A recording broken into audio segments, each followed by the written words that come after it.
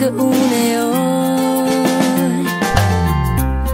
să-mi alunge din privire deseori diminețile cu nori. Departe în zări te voi găsi de mâine, de-ai fi peste mări sau oriunde.